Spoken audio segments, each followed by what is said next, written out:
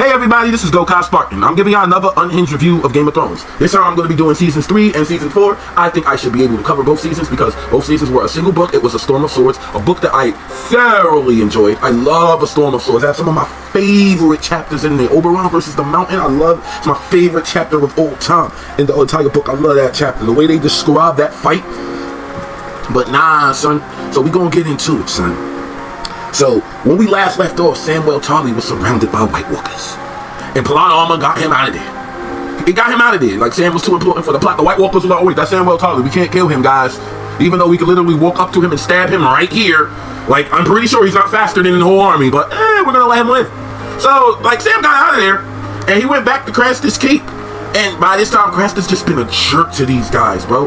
He's just been a jerk. Like, bro, he barely be feeding them, bro. He feed the pig more than them and everything. And these men of the Night Watch, they're deprived, bro. They live in the Night's Watch, which is basically frozen jail. It's frozen prison. And they have to live without women all the time. And there's nothing but women in Craster's Keep. And Craster is the only thing stopping them from getting in the way of doing anything that they want to do, bro. And Carl Turner, a nigga from Flea Bottom. My name's Carl Turner. I was a monster in Alley. That nigga. He dead ass got tired of this shit, bro. He was so angry, he got tired of T.R. Mormon shit, bro. So him and his niggas, they killed the Lord Commander. And the first thing Sam did was grab his shorty and got the fuck up out of there. Cause she gave birth not too long ago, bro. And like Sam, Sam took a liking to shorty and he not gonna let that bad happen to her, bro. So they got the fuck up out of there. And now we'll get back to Sam in a minute. We get to King's Landing. And Tyrion Lannister is going through it. Because he literally won the war for everybody, to a certain degree. It was really his father and the help of Lord Baelish and the fucking Tyrells that came through and won the war, but Tyrion held the line. If it wasn't for Tyrion, King's Landing would have fell. And like, you know, he just has to deal with all types of shit. Like, he has to deal with his sister possibly undermining him because he done pissed her off, because he done sent her daughter all the way to Dorne, which he shouldn't have fucking did. And all that shit would get out her body. Yes, I understand that, you know, things might be a little bit different in the books, but as far as I'm concerned, bro, the show is canon. It ended, the books didn't. And until the books end, we'll see what happens there. But I'm just here to cover the events of the show. So Cersei Lannister is, as a mother, she's upset at him. Like, yo, you took my daughter and you sold her to Dorne, bro. You sold her to a bunch of people that don't like us. Like, you do realize that you just made life hard for my daughter, right? And Tyrion's like, yeah, but we kind of need the support of the Dornish. And Cersei's like, all right, little nigga, I'm gonna make your life hard from now on, bro. I better not see you at Littlefinger's brothel. I swear to God, if I see you at Pimpe and Lord Baelish's brothel, I'm going to take whatever bitch there and I'm going to do to her to what the Galactic Crash House do to the Power Rangers in Go Spartan's videos. That's what I'm going to do to her. Because you got me fucked up, Lord Tyrion. That's my daughter right there, nigga. And Tyrion just, like, you know, that was just a blunder on him. I understand it. Like, people don't really talk about the blunders that Tyrion had, but there was a lot of mistakes that he made early on that they paid for. That was one of them. And, like, the Littlefinger, my boy Peter Baelish! Sorry, guys, I love Baelish. But my boy Littlefinger, that, like, at this point, niggas is talking shit about Cersei and the kids. So Littlefinger thinking he's smart. He was over here, like, Cersei and Littlefinger was shit talking each other. But Cersei was like, I heard a song once of a boy from modest means. He fell in love with a girl. Unfortunately, she had eyes for another. And Littlefinger was like, oh, weird situations can happen in a family, especially when they're in the same household. Brothers and sisters could even develop the same type of affliction for each other, and when these type of afflictions become public knowledge, there's only one simple truth I heard. Knowledge is power. Nigga, what the fuck did you just say to me? Did you just call me a bitch-ass nigga in my face in front of all my... See him! See his throat now! No. Let him live. Turn around. Walk around 3 paces. Go take a leak in the corner. Alright, you seen that, Littlefinger? Power. It's power. Don't you ever try to press me in the middle of motherfucking King's Landing in front of all these peasants again. I will fuck you up. I am not Ned Stark. I am Cersei fucking Lannister, and I'm like that. And Littlefinger just had to eat that, bro. It was like, fuck. Damn, bro. Am I going to get treated like a pussy every 3 seasons? Am I going to get yoked up, bro? I swear to God, I'm tired of this shit, bro. I swear to God, I'm tired of this shit, bro. They treat me like a pussy every 3 seasons. The first season, I got yoked up by Ned Stark.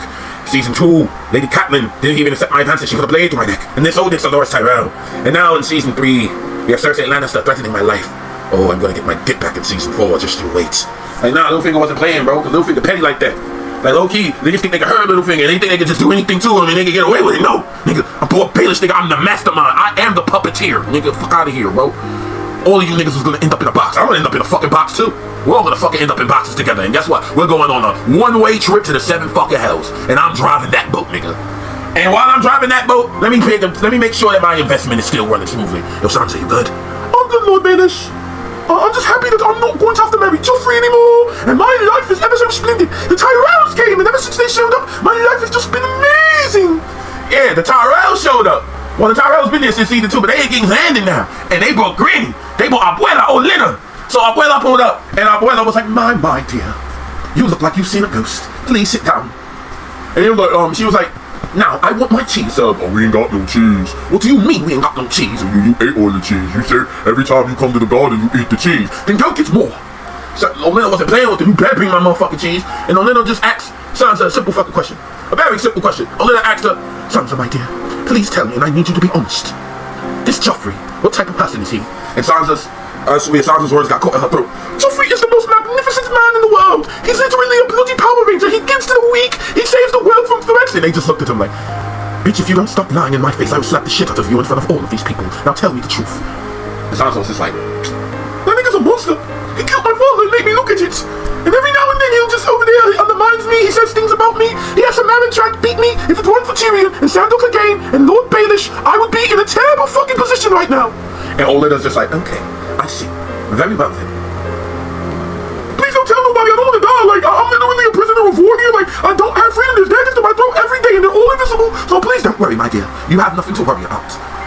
We didn't see this scene in the show, but I'm about to reincarnate this scene right now. After that, Olenna pulled up to pimp hand Lord Baelish in his brothel. Lord Baelish was just sitting on his throne, picture of the All-Mother in the corner, smoking a blunt. My, Olenna, you've come to my humble abode. How may I help you? We have some troubling news, dear. That Joffrey, he is a monster. Oh, indeed, he is a monster. A quite useful monster. I'm pretty sure he's been useful for your endeavors, but he hasn't been useful for mine. Oh, I know. That Joffrey, he has been useful. Whispered in his ear and he gets rid of my enemies without a whim. Oh, so that's what he is to you. Yes, but don't worry. He's expendable to you. And he's also expendable to me. You can't have a cruel puppet like that working around. So what do you have in mind, Olenna? I want to be discreet about this. I want Joffrey to perish. And I need someone to take the fall for it. I have the perfect individual to take the fall for it. And who might that be, Lord Baelish? Tyrion Lannister. He is literally an enemy of Joffrey. He abuses Joffrey, lays his hands on him every chance he gets. Joffrey cannot stand him, but Joffrey will not do anything because he's family. However, Joffrey likes undermining him, and I can help in that. And how are you going to do this? Quite simple. The War of the Five Queens is quite a spectacle. What we'll simply do is we'll hire some men with the same affliction as Tyrion to reenact these places. Everybody will be in laughter. It'll be just if Dave Chappelle and Cat Williams showed up and he just started telling jokes about the entire Seven Kingdoms. Everybody will just start laughing. Oh my, that might be a spectacle. Spectacle indeed. And not only that, I've already started placing Sansa on the chessboard. All you need do is place the poison around her neck. I've already given it to one of my clientele, a worker of mine. He's a fool, but he'll do his job correctly. At least I can account for him for that. Oh, you've already thought of some of this ahead of time, Lord Baelish. Oh, of course, I have little birds everywhere. Some of those ladies in your attendance. Who's to say that I'm not privy to the information that they have? You're quite the serpent, aren't you? But if you ever try to snake me, just know that you will go down. I'm not to be trifled with. Oh, I heard about you, Queen of Thorns, and I would never try to snake you, as you so put it. But this will be quite useful for both of us. We just need to wait. There's several irons in the fire. As it stands, Lord Tywin is trying to deal with the Starks. Let's wait for that one to move over, and we'll save this little performance for Joffrey and Marjorie's wedding. Very well then. So we are aligned. Indeed we are for now, Lady Olenna. We are aligned. So that's how I would think that conversation would go if they were to ever do such a conversation. I might do a couple of those throughout this video just because I just like voice acting, guys. I've been voice acting since I was 3 years old. Since I've been doing the voice of Green Ranger Tommy Dragon Sword. Ever since that. I was playing with my toys when I was 3. I had the Green Ranger, the Red Ranger, the Blue Ranger, the Pink Ranger, the Yellow Ranger. All of them. Megazords, all that, man. And I wanted to emulate these characters, and that shit's never faded for me. It just translated into so many different characters. I could do every character from Game of Thrones, every single damn one. Even the female characters. To some degree, I could do them. But as you can see, my voices for the Game of Thrones catalogue are quite up there. I have quite the catalogue of voices. I think I could do damn near any character from Game of Thrones. It's quite fascinating, really. But yeah, so basically, I've been voicing these characters for a while, but let's get back to the nitty gritty. So while my boy Pimp Hand, Galactic Hand of Rhodexio, Lord Baelish, is walking around King's Landing, he sees Sansa Stark there, talking to Ross, and Ross is a double agent. I feel sorry for her because she doesn't know the type of nigga she is fucking with. She's fucking with one of the most wicked niggas in the Seven Kingdoms, bro.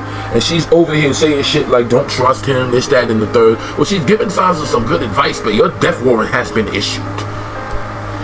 Well, Lord Baelish pulls up to Sansa, and he's like, Sansa, my dear. So what are you thinking about right now? I'm tired of this place, Lord Baelish. I don't like the way men look at me here. The Lannisters are mean to me. Can you please make it so I can get home? Yes, Lord. Yes, Sansa. I can make it so you could go home. Lord Baelish, my eyes are up here! I'm sorry, Sansa. You was just quite mature. I don't want to hear it! You nasty! If you want me to go home, you have to stop scolding me like I'm some sort of child. I'll try my best, but you got to stop acting like a fucking creep. I'll try my best. Anyway, are you going to make that shit happen to me or not? I got you. Don't worry. I'm literally your sugar daddy, Sansa. I'll protect you. So while that was going on, now Tywin Lannister is the hand of the king. Lord Tyrion was hand of the king, and now it is up to his father to be hand of the king. And his father has a couple of things that he needs to do. First thing he needs to do is have a small council meeting, and this small council meeting, I love the beginning of it because there's no words, it's just sheer motion, and you just get to see who everybody is by their body language and what they do and what seats they pick. Tywin Lannister, he's the first one to sit down. He takes his seat, and Varys begins to walk because now the mission has been issued. Varys, always the alert one, always the first to act, is the first to move. However, Littlefinger moves right the second Varys starts to move because Littlefinger's eyes are always on Varys. He literally would move right past that nigga, and he sits right next to Lord Tywin because Littlefinger is a kiss ass, and he wants to be the strongest nigga in the fucking room. Lord Varys sits next to Littlefinger because he already started moving, so he needs to move now. Now, Pycelle old and dusty. Not to mention, Pycelle is pretending to be old and dusty. That nigga can do push-ups and sit-ups, and he has a Planet Fitness membership. He be fucking bitches on the regular, bro. So nah, Pycelle is pretending to be old and dusty, and to do that, you just need to sit in whatever seat is left. But Pycelle sits in the seat. Now, Tyrion's standing there, and Cersei, the Empress, the divine Cersei, brother fucking Lannister, pulls up, and she decides to take her seat across from Littlefinger. Because Cersei probably doesn't think highly of Varys or Pycelle. We already know she don't like Pycelle. She got a whole new Grand Maester in season 4. Just because she don't like that nigga. And Varys, it's never been explicitly explained her relationship with Varys. But I could just assume Cersei doesn't like anybody. And she don't like Littlefinger either. But Cersei is just as much of a kiss ass as Littlefinger. And she wants to kiss her father's wrinkled posterior just as much. So she's going to sit across from Baelish right next to her pops. And Tyrion did the most boss move ever. Because Tyrion don't fuck with Pycelle or Baelish from a hole in the wall. He fucks with Varys, but Varys is already in the middle. He probably wanted to sit next to Varys, but Pycelle took the seat and Baelish took the other fucking seat. So what does Tyrion do? He drags the seat over and he brings it to the edge of the table. I might just cover season 3 because if I cover season 4, it's the shit gonna be out. But let me get back to it. He sits at the edge of the table right across from his father, looking at him at eye level, at equal measure. He's not a kiss ass like fucking Littlefinger or his sister. He is not just happy to be there like Pycelle. No, he sees himself as Tywin's equal, and rightfully so, because he is Lord Tywin made small. He has all the intelligence, cruelty. He has all the intelligence, brilliance, and flaws that Tywin Lannister has with none of the cruelty. And they have their small council meeting. And the first thing they need to do is they need to figure out who the fuck is going to run the finances in the Seven Kingdom. Who's going to run the money? Because Pimp Hand Lord Baelish has been busy. Diddy has been busy. Diddy has been busy making moves, talking to people. He's busy with the Tyrells throughout the entirety of season 2. Little Peter Diddy Pimp Hand Lord Baelish has been incredibly busy throughout the entire Seven Kingdoms, making a name for himself, yeah? That nigga been making a name for himself like Gambit in the multiverse movie, nigga.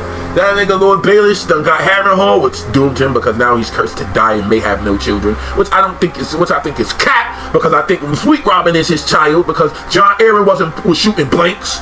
John Aaron was shooting blanks, bro. Lord Baelish wasn't shooting no blanks. That child is not fucking John Aaron's. I believe that child is Littlefinger's, and we just not talking about it, right? Because he's sickly, he's weak, he's frail. Like, he's a kiss ass just like Littlefinger. I'm going to make the Batman fly. Nigga, Lord Baelish, that's your child right there. Just like Jaime Lannister can't say that them kids is his, Lord Baelish can't say that kid is his. But the point I'm trying to make is, god damn it, I covered Littlefinger for a long ass time. But the point I'm trying to make is, now that Lord Baelish is busy being important, somebody has to handle the finances. So Tyrion's like, who's going to handle the finances of the 7 kingdoms? And Tyrion was like, you're going to be the master of coin. And Tyrion was like, nigga, I'm good at spending money, not good at, I'm rich. There should be no problem for you. You wanted to prove your worth. And bro, he had to prove his worth and all that. So now, we gonna skip over to Jon Snow. And Jon Snow is in the wildling territory. He is in enemy territory. He is a man of the Night's Watch. He's a man of the Night's Watch in enemy territory. And he has to pretend to be a wildling. And it gets to a point where Ygritte wants to put that shit to the test. Ygritte like, Jon Snow, you ever fucked a woman before? And Jon Snow was like, you got some vows. I want you to break them. And bro, Ygritte pulled off that loincloth, and I read that chapter. My boy George R. Martin loves the pubic hair just as much as your boys truly. That nigga said her hair was kissed by fire, bro. He said her shit was kissed by fire. Bars. Straight bars. And my boy Jon Snow they spent a lot of time in that cave. They spent so much time in that cave, my boy Jon did not want to leave. Neither did Ygritte. Ygritte was like, we shouldn't leave this cave. We could stay here forever. And Jon was like, no, we're wildlings. We have to get across the wall. He was capping the shit. But he knows he got to get back to doing Night's Watch shit, bro. And Tormund Giantmane, he was there, and there was a nigga there. Orwell, I think Orwell was hating on Jon Snow, bro. Orwell, the war nigga, the nigga that could go inside birds and shit. He was hating on Jon Snow the entire time because he was suspicious of him. He didn't figure Jon Snow was real. And probably why is, I would assume, since he's a warg, that nigga just be going into animals and spying on that nigga, bro. He just be a bird, he just be a wolf, he just be a fucking cockroach. Jon Snow won't even know. Wait, it's fucking winter, it's fucking bitter cold out there. Cockroach shouldn't be able to exist in that type of temperature. My apologies, guys. He'd be a rat or some shit. And Jon Snow would just be like, oh, and Jon Snow would just be being Jon Snow in private, talking about his Night's Watch brothers. And here comes Orwell, like, oh, that nigga ain't one of us. And then he tries to tell that to Tormund, and Tormund like, no, Jon's my nigga. He's funny. Me and be vibing. And friggin', he be talking to Ygritte like, don't you ever talk to Jon Snow like that. He's one of us. And Orwell's just like, you guys don't understand, that nigga's a whole traitor, bro. And Orwell was right, because they went to the Night's Watch and they was about to kill him, man, and Jon Snow didn't want that nigga to die. Jon Snow then got up out of there, bro. And then I told you, he's a fucking traitor. And Jon Snow stabbed that nigga. Oh, ha! Hold that nigga. Stabbed him right in his chest. And bro, he turned into an eagle. I think he's still an eagle, bro. I think he's still that eagle. I think Orwell is still flying around. I think that he's been an eagle for so long that his level of human sentience has dulled a little bit. And he's just an eagle now. But yeah, Jon Snow got up out of there, and then Ygritte shot him up with arrows, and then he met up with Sam and Gilly. I guess I could touch on Bran's story real quick. Oh my god, this climbing ass nigga, bro. He should have, bro. Bran didn't listen to his mother so much that he had dreams of not listening to his mother. Like, his mother gave him so simple directions that day. Lady Catelyn said, Brandon, I told you, no climbing. You're not supposed to climb. And all that nigga did was climb, and he saw some shit he wasn't supposed to see, and he got disrespected out of the window. And ever since then, he's just been having dreams of the three-eyed raven and his mother telling him no climbing. He's been dreaming all types of shit.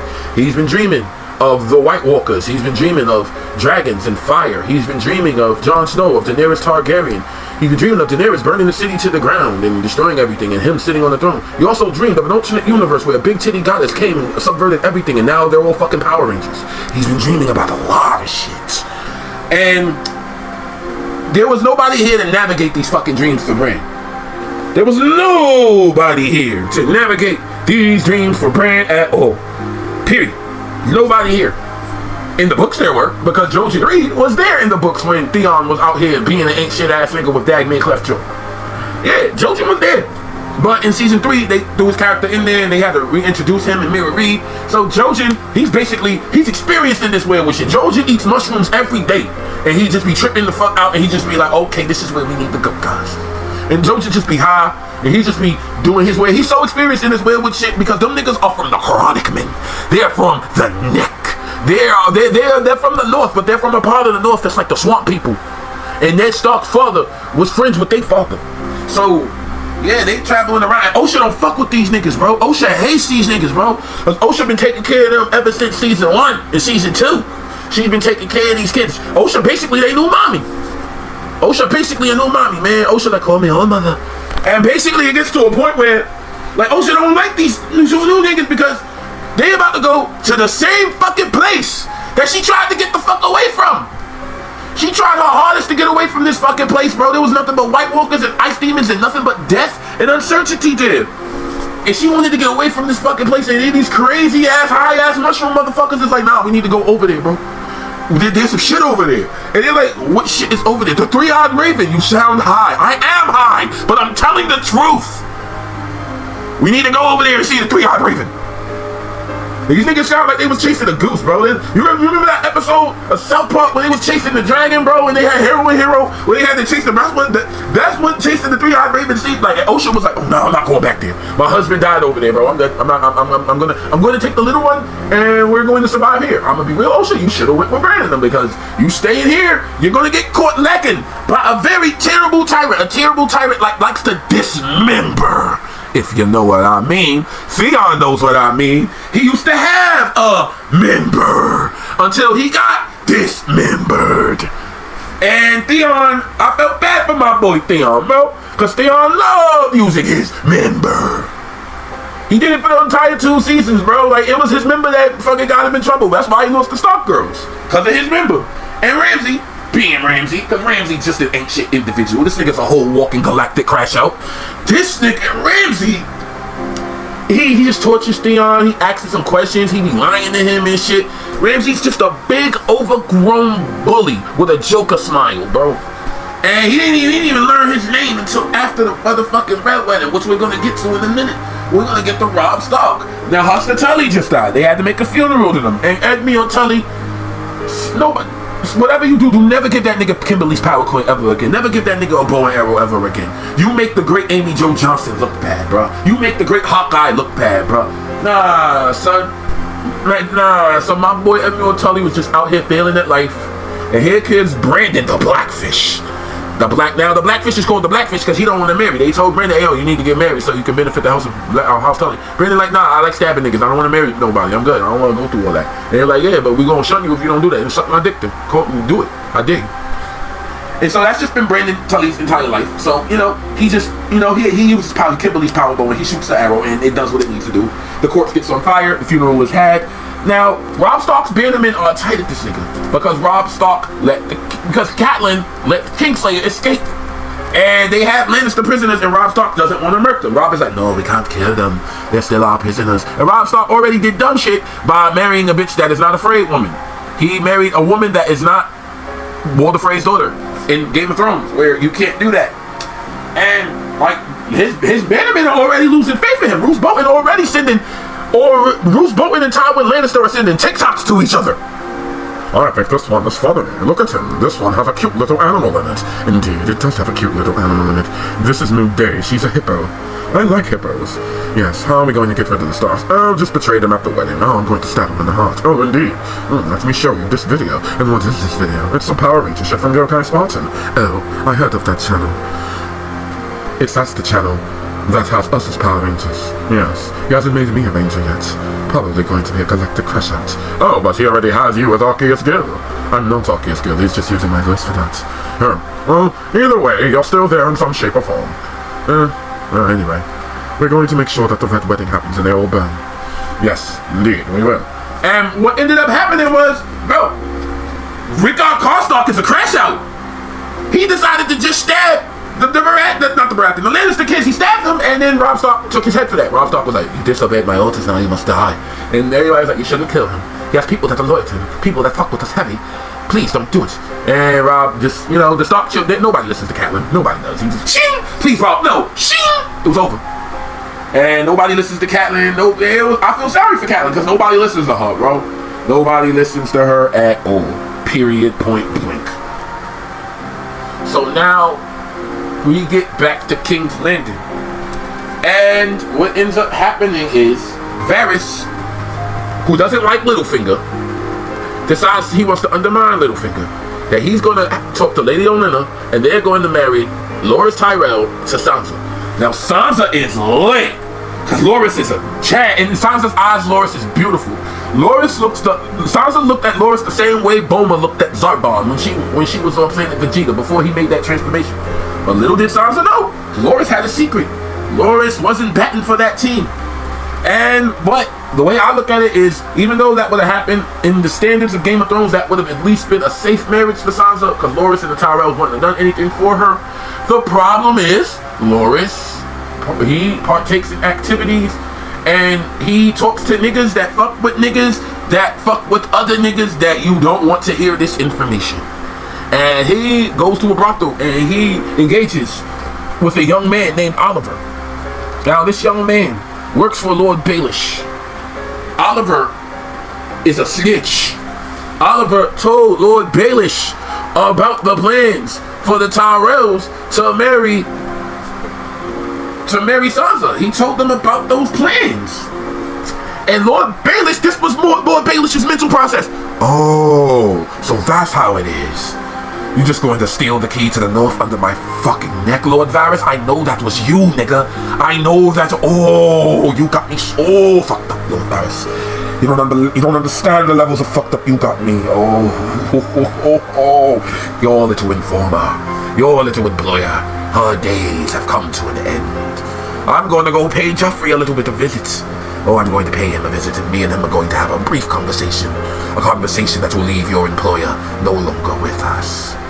And then when you think this plan will succeed, no, I'm going to go right over your head. And this is how the conversation went with Lord Baelish and Tywin Lannister. This is me, and this is just going to be my own version. These characters are going to be slightly out of character when I do this right now, just because I feel like it. My nigga, Lord Tywin, what's good, Lord Baelish? What's up? Over here backstabbing and betraying people. Yes, I see you still stabbing motherfuckers at weddings. Oh, you know about that? Yes, I heard my little birds told me about your red wedding plan. It's a good plan, don't you think? Yes, but please just make sure Lady Catelyn doesn't die. I don't know about all that. I don't know if I can do that.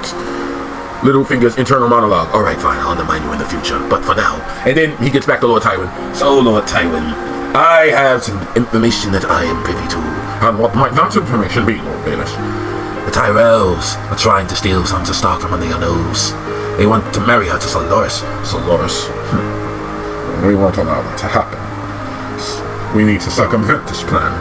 I suggest that perhaps you should circumvent this plan immediately with someone that is freely available. And you'll always be freely available, for no one wants that nigga. Who are you talking about? Your son, Lord Tyrion. My son, Lord Tyrion? Yes. Give him the enemy of Sansa. It's the least you could do. You can mask it around as gratitude for his efforts during the War of the Five Kings. That does sound like a good idea. Yes, Lord Tywin. I want to get rid of my son. How do we do this? Oh, don't worry about that. I'm planning on getting rid of your grandson, too. Wait, you are? Yeah, yes, don't worry, Lord Tywin. I plan on doing that. Oh, I need to get rid of that nigga anyway. Fine. So we can get rid of all the people that I need killed. Well, at least remove them. Yes, we could do this, Lord Tywin. But these are your family members. I don't fucking care. They're failures. They're not living up to the name of Lannister, so they must die. Oh, damn, you're cold-hearted motherfucker, Lord Tywin. Yes, I know. I already know that Tyrion is not going to be the one to kill Joffrey, but I'm going to blame that nigga anyway. Yes, I know. Anyway. And so just go back to the Vale where it's safe so our evil plans can go into motion. Yes. I'm gonna keep it 100, guys. I think Lady Olenna, Littlefinger, and Lord Tywin were all in on it together. All three of them niggas. Olenna was probably a part of that conversation for all we know, bro. I'm gonna keep it. That's all I think happened, bro. That's what I honestly think happened, son. Nah, son. So they told Tyrion, and Tyrion had to tell Shay. And I like Shay up until season 4 when she betrayed my mans and she was out here being a stink hoe. Up until then, I felt like she was a real one. And I felt like if Tywin Lannister wasn't the nigga he was, that relationship could have worked out for the both of them. At least the show versions. In the book versions, she was more portrayed like just a woman that's performing that. In the show, it felt more genuine. But he has to tell Shay, I'm sorry, I have to marry Sansa. Oh, and Shay is mad because Shay sees how the small folk look at Sansa. She sees the way Baelish looks at Sansa. She sees the way everybody looks at Sansa. Everybody look at Sansa like she got a fat ass. And Shay looks in the mirror and she looks at her cake and her shit don't look like Sansa. I mean, neither of these women really have it. I'm just making jokes, guys. But basically, Shay feels insecure, bro, because Sansa's this young, beautiful woman. And Shay's just like, nah, bro. You gonna marry that hoe? That frozen bitch? Fuck out of here. I thought we were getting married. You're a whore. I can't marry a whore. I can't be seen with a whore. And eventually that's what Tyrion had to say. And we don't have to... let me get to Daenerys real quick because... damn, every time I cover Daenerys, it's going to be super quick. But yeah, long story short, now that Daenerys is out of fucking... what's this place called? Karth. She is no longer in Karth no more. She needs an army. She needs people to fight with her. And she goes and she finds the Unsullied. The Unsullied are warriors that are trained to be warriors. That are all they are trained to be. They are not trained to do anything else. They are trained to do as I say. Obey. They are trained to obey, slaughter, and maim.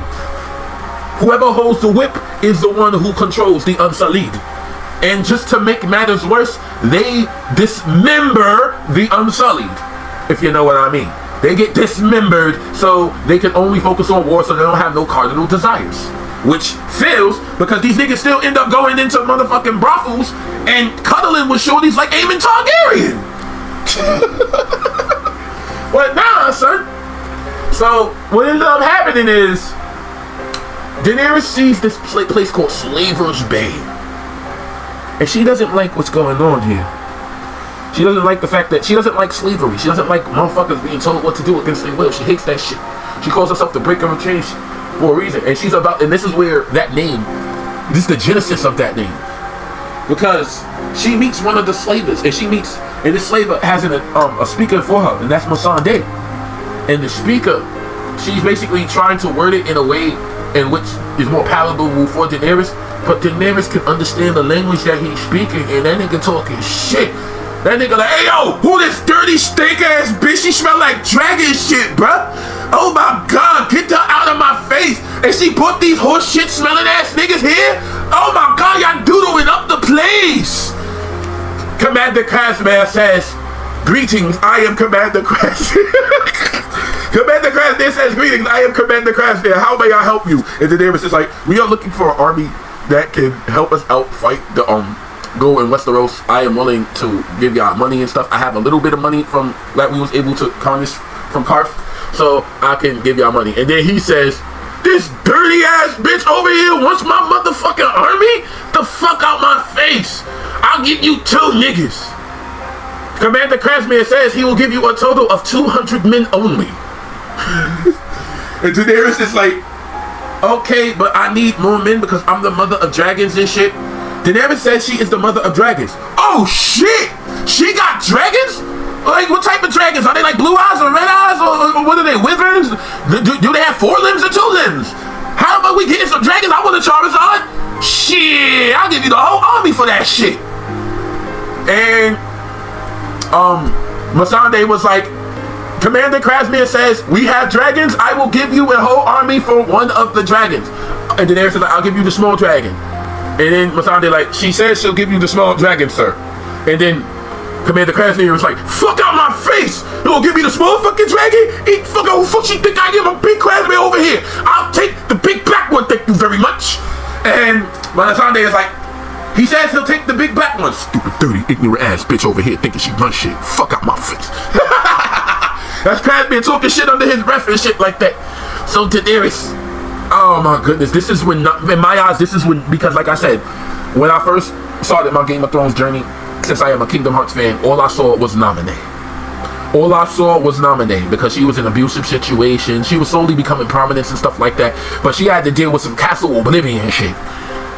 This scene, in my eyes, solidified her as the mother of dragons, the breaker of chains, Daenerys Stormborn of House Targaryen. Because Daenerys said, we got the whip, right? And he was like, yeah. Tell this dumb hoe that now that she hold the whip, she can control them and tell those stupid ass fucking dickless cowards what they do. And then Missandei was like, yeah, he says now that you hold the whip, you hold full command over the Unsullied army. And Daenerys was like, all right, men, march forward, march backward, bow before me, raise your spears to the sky, raise your shields to the sky. She was just testing it out, just giving it a test run, testing. And then she said, this shit. Oh, more than this, nigga, she said that shit, bro. And when she said that, bro, like, nah, the nigga started stabbing all the slavers, bro.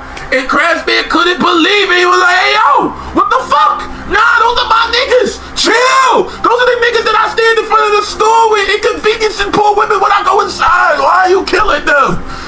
And then she said, nigga, Daenerys Stormborn. She said something. She said, Nigadi Daenerys Stormborn Nikiki Khaleesi. And bro, he was like, wait, you speak High Valyrian? She said, my name is Daenerys Stormborn. High Valyrian is my mother's tongue. And she was like, no. He was like, no, please, Dracarys! And bro, that little dragon, that little flutter shot just blasted that motherfucker, started spazzing around. All three of them just started spazzing. Nah, bro. They started working, and then Daenerys, she was walking with her army, looking like a motherfucking badass on the back of a white steed. Three dragons flying in the back, looking majestic. All you hear is her themes of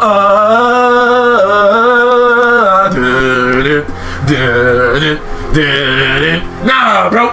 My bitch Daenerys Stormborn of House Bringer of Fade Queen of the Ashes Targaryen, nigga. That's my bitch Daenerys Shaquana Targaryen. Nah, bro.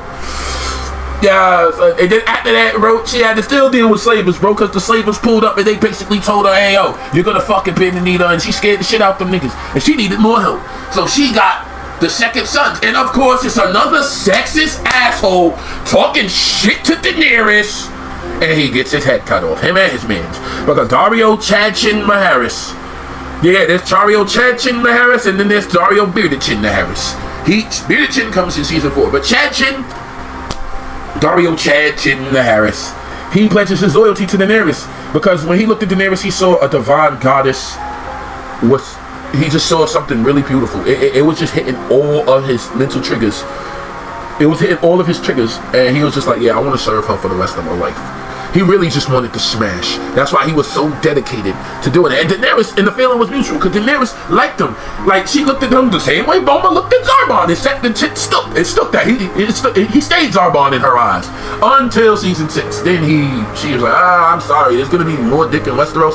This pussy may need to be single so I can marry somebody over there and gain power. Nah, you probably should have brought Dario with you, because honestly, Daenerys, you probably should have brought Dario with you and just created a whole hostile takeover over Westeros instead of siding with any of these motherfuckers, because you want to side with them and play politics with them, and they're gonna and all of them have different allegiances and shit. And you over here, your hand of the king was Tyrion Lannister, a nigga that's not trying to see his sister's head on the spike. Because I mean, if it was Book Tyrion, shit that Book Tyrion said, Book Tyrion. Read the books, guys. That nigga's crazy. But show Tyrion, he was not trying to kill his family. He was trying to do this in the most peaceful way. You didn't need Tyrion. You didn't need none of them spy masters. Also, real shit, you didn't need Tyrion. You didn't need Varys. And you definitely didn't need Peter Baelish. In fact, Baelish probably would have been more fucking useful. And he probably would have told you to burn shit to the fucking ground and be a monster, bro. And they would have backstabbed you later. And then he would have got burned alive or killed by black people and dragons because he's stupid. But yeah, bro, she didn't need none of them niggas, bro. All she needed was to Jorah Mormont. Dario had. All she needed was the kid she had with her when she started. And the Tyrells. I'm gonna keep it honest, she didn't even need the Tyrells. What happened with the Tyrells? All they did was get smoked. So she didn't even need them niggas. But yeah, long story short, they free the slaves, and then they start putting her in the air like, like she just jumped on them off of a concert and shit like that. They're like, Misa, and Daenerys is feeling happy. But now I gotta wrap this video up because it's getting late. So we're gonna cover the last couple of things that happened in season 8. Not season 8, season 3 of Game of Thrones. We're gonna cover the last couple of things. So now that Sansa, she hears about this shit, about her having to marry Tyrion. And Sansa, the first thing she did was, where the fuck is my sugar daddy? Nigga, Sansa went to the bay, bro, and she saw a Mockingbird boat sailing away. Away, away, look at Mackie, yeah. Lord Baelish going to the veil, watch him sail away, away. And mind you, while that nigga was sailing away, he was having an evil monologue the entire time. That nigga was like, if it isn't my dickless friend, Lord Varys, you are a serpent, aren't you? So, this is the last time we're ever going to see each other. Indeed, this is the last time we're going to see each other, Lord Varys. For the writers are never going to write our characters in the same room. We will only have to worry.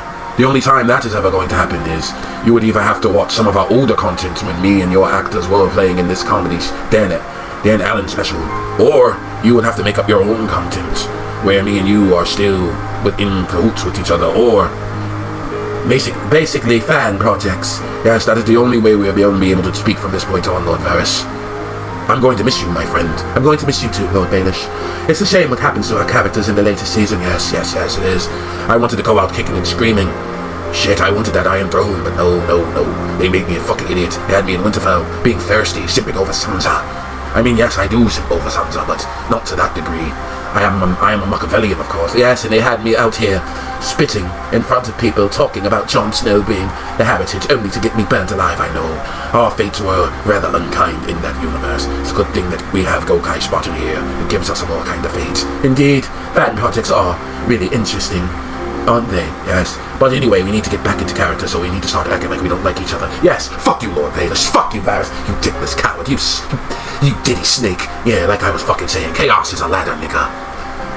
Many who try to climb it fail. Never get to climb it again. The fall breaks them. And some, they get a chance to climb, but they refuse. They cling to the realm, or the mother, or gods. Illusions. Only the latter is real. The climb is all that there is. And basically, Sansa's fucked, because now she got to marry Tyrion. And during this marriage, Joffrey, oh my god, I love this nigga Joffrey. Everybody hates Joffrey. I love Joffrey. That nigga ain't no type of shit, bro. Joffrey, bro, Cersei's told that nigga Joffrey, the world is yours, you can do whatever you want, and Joffrey ran with that shit to the hills, bro. My boy Joffrey, every chance he got, he decided to be a piece of shit to Tyrion. And for me, it was a joy to watch, because I like watching characters have problems with each other. So, like they had a footstool so Tyrion could have some dignity, bro. This nigga Joffrey took that shit away. And he's like, nah, we ain't here. No, you don't get to have them dignity over here. Over my dead body. He laughed at that nigga face, bro. And Sansa had to bend down and kiss that nigga, bro. And shit was crazy, bro, because Joffrey was on some crazy shit. He was like, hey, you need to go do something. No, so wait, it's time for a bedding ceremony. And yo, bro, and Tyrion said, hey, yo, deadass, I'm tired of your ass. If you keep pressing me, you'll be fucking your own bride with a wooden cock. And bro, he said that shit to the king. And after that, he went to the room and he didn't lay a finger on Sansa. He was like, no, I'm not doing that, man. This Game of Thrones shit is fucked up, bro. This marriage arrangement, as far as I'm concerned, we're not married. In a couple of seasons, we're gonna annul this shit. Oh, really, Lord Tyrion? Yes. Okay. I don't like you. I like that. I mean, you're nice and all that. I know, Lady Sansa, don't worry. You don't have to worry about that. And Tyrion was like, you didn't fuck her yet? What's wrong with you? You could fuck all these other whores, but you can't do it to your wife. Bro, she's a hostage in a situation. You literally did this shit to punish me. I did it because you're a Lannister. You always use the word Lannister whenever you need to motherfucking justify something. I hate it here, father. I hate you. I hate you too, but we're stuck with each other because we're both Lannisters.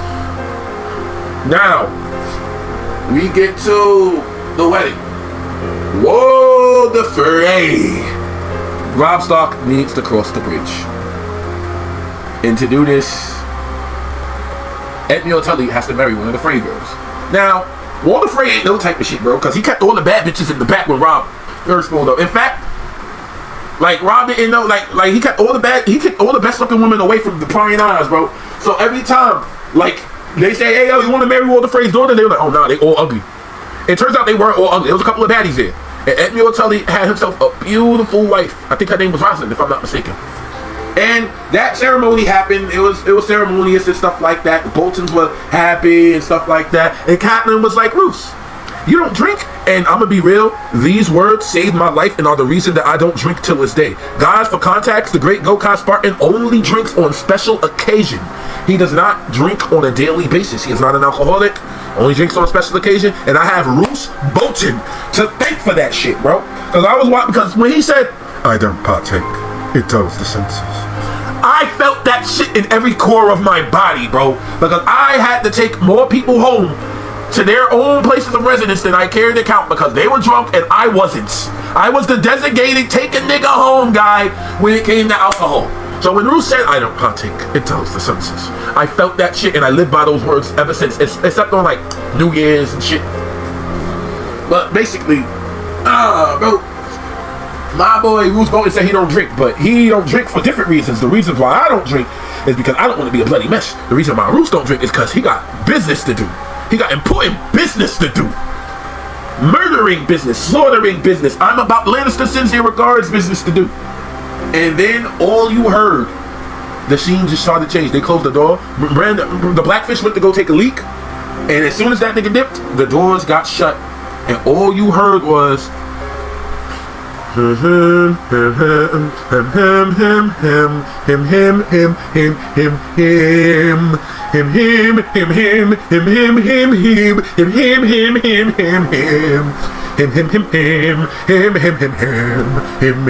All you heard was the tune to the Reigns of Castamere, which is Tywin Lannister diss track against the Reigns and Carbex. It is a diss track. That is the Lannisters' version of They Not Like Us. Bro, all Catelyn heard was sometimes you gotta pop out and show niggas. And Catelyn was like, she looked at Ruth Bolton. And Ruth Bolton looked at the look Ruth Bolton gave Catelyn, bro. He looked at her the way a serpentine would stare down his mouse-like prey, bro. Catelyn moved that nigga's. He moved his arm. He moved the cloth from his arm and saw chainmail and armor. And she slapped that nigga. She smacked that nigga. Whoa, get down. Powerball. Celestial barrage. Bro, niggas started Kimberly and they shit, bro. Niggas started getting feathered with fucking powerballs and fucking bows and arrows and shit. Bro, they shaked up Robb Stark's baby moms, bro. They shaked her up. They'll die. It was over for her, bro. She was on the floor gushing. And bro, lifeless eyes, my boy. There was no hope, bro. And Arya, bro, I swear, Arya's always, bro, Arya got the biggest plot armor in the world, bro. And Arya will be there every time motherfuckers are starting to crash out. And Arya will not be touched. She will just be there to see the whole thing unfold. It happened when Ned Stark died. It happened at the Red Wedding. It happened when they fucking kidnapped her and sent them to Harrenhal. And fucking happened in season 8 when Daenerys burnt the city to the ground. Arya is always in the middle of danger and never getting touched. She always sits there to see everybody die. And she'll just be there. I have plot armor. The author loves me. I'm Rogexian in this bitch. Like, nah, bro. Like, Arya, they ain't touching that bitch. No. Nah, bro. Should I be cocking in this bitch, nigga? I'm not being touched. Fuck out of here. No one's touching me. I'm leaving everything. Nah, bro. Nobody was touching my girl Arya, bro. And they killed. What was this nigga's dog name again? Not Shaggy Dog. That was Rickon's dog. Lady was Sansa's dog. Nymeria was Arya's dog. I think his name was Greywind. Nah, Ghost was Jon Snow's dog. Greywind, yeah, Greywind. Bro, they Kimberly that dog. They said Powerball, Celestial Shot. And that dog, gone. He's straight gone. He was just gone. After that, he was gone. He was gone. He was completely gone. Dead. And bro, it became a bloodbath after that, bro. And Robb Stark, he was still standing. And Catelyn Stark got bold. She saw Walder Frey's wife. She yanked that bitch up. She was like, Lord Walder, enough. On my honor as a Tully. On my honor as a Stark. Let him go. Or I will slit your wife's throat. And bro, my boy Walder was like, you know how many women are in the 7 kingdoms? Please, I'll find another. Bro, he said he'll find another. And Ruth Bolton pulled up with the Jake. The Lannisters send their regards. And he just stabbed that nigga Robb. No, Robb, poor Robb. Ah! Lady Catelyn just fucking screamed, a wail of terror, bro. And reading this shit in the books was just so sad. In fact, when I watched it in the show, I felt nothing. Nothing at all. Because everybody watched the show following the Starks, hoping they would succeed. Not me, nigga. I was on Team Lannister all the way. So he spoke, and so he spoke. That Lord of Castamere, and now the rains leap on his horse, with no one left to hear. I didn't give a fuck until I read the books. Because when you read it in the books, it hits a little bit different. Because you get to see Catelyn's internal monologue, and that shit was sad. She was like, please, Don't cut my hair. Ned loves my hair. I was like, nah, bro. The books were so much sadder. The books made me feel things that the show could never. But the show made me feel things that certain other franchises could never. I'm gonna be honest.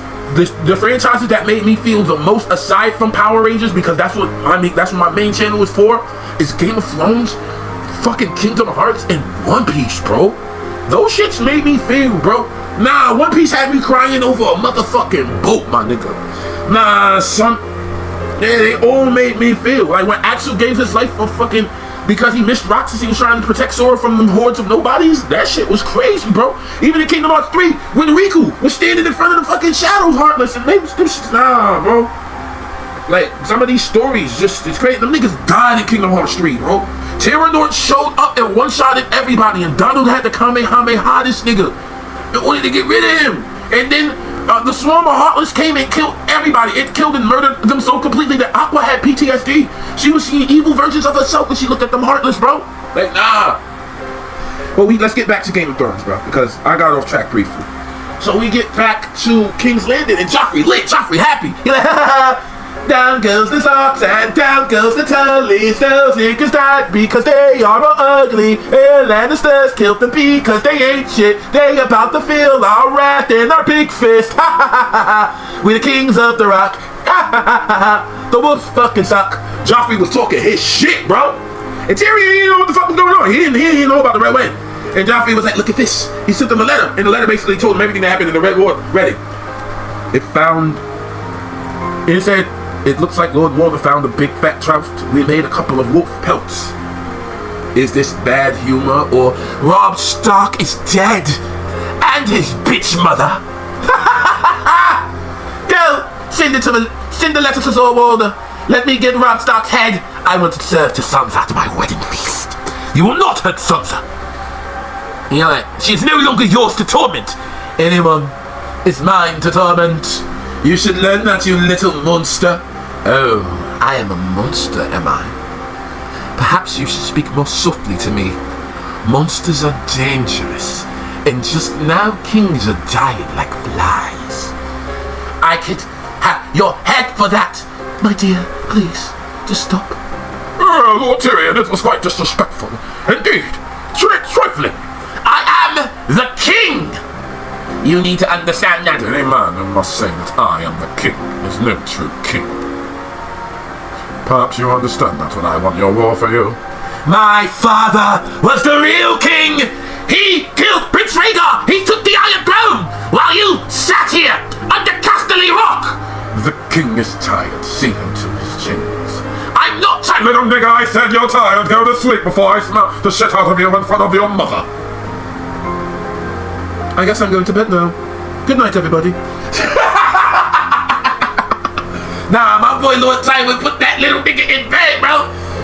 You just sent the most powerful man to bed without supper. You're a fool to think he's the most powerful man in Westeros. Nah, my nigga Lord Tywin, bro. He was not playing games with these Starks, bro. He said, I can't beat that nigga, the Young Wolf. That he a YN. All they do is trap in front of Winterfell and talk shit about the Lannisters, bro. I remember last time I went to Winterfell. I haven't been to Winterfell in years, but I see niggas in front of the building just sitting there, smoking hookah, just talking shit to me. Bro, one of them called me a bitch, the toothless lion, bro. I almost hit that nigga, bro, but it was just too many of them. I didn't want to start a war at the time. I don't think I could beat that nigga Robb Stark, bro. That nigga a warrior, bro. You know what? He's stupid, though. I'm just gonna undermine him. I'm gonna undermine him. I already got a plan in motion. Bruce Bolton. Yes. Walder Frey. Yes. Baelish. Yes. Okay, all my evil niggas are in place. Good. A fortnight later. Yes, my evil plan has succeeded. Fuck you, Stark. And now we could live in peace. And there was a small peace after that. Oh yeah, I forgot. Lord Tywin told Tyrion he ain't shit. I don't like you because because he told me he ain't shit. He was like, you who killed your mother who come into the world. Lord Tywin don't like that little nigga. And there was there was no peace, but there wasn't nothing happening in King's Landing for at least, I would say, if she had to link season 2 and 3 to a degree, Nothing happened in King's Landing for like a fortnight up until Joffrey died at his wedding, which I will cover in the next video because I thought I would be able to cover season 4 in this one, but I won't be able to because there's just too much shit that happened. Hell, I didn't even really get the chance to talk to Jaime Lannister. Long story short, that nigga got his hand cut off. Him and Brienne had sexual tension with each other. We learned that Jaime actually killed the Mad King because the Mad King was wilding and shit like that. And Jaime's a good dude. He fights a bear for Brienne, and they get back to King's Landing, and he sees his sister, and his sister sees him looking bummy without a hand. The end. Okay, so next time I will give my Unhinged Game of Thrones review of season 4.